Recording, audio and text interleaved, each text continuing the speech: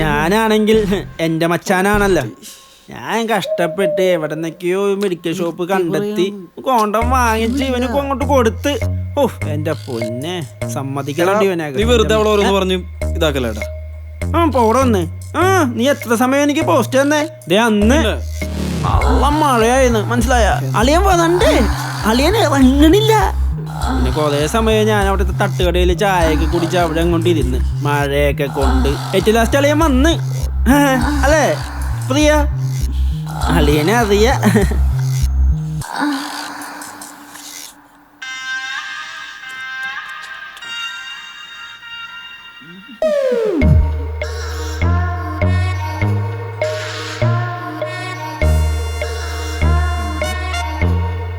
എനിക്കേ ഒരു സ്ഥലം വരെ പോവാണ്ട്.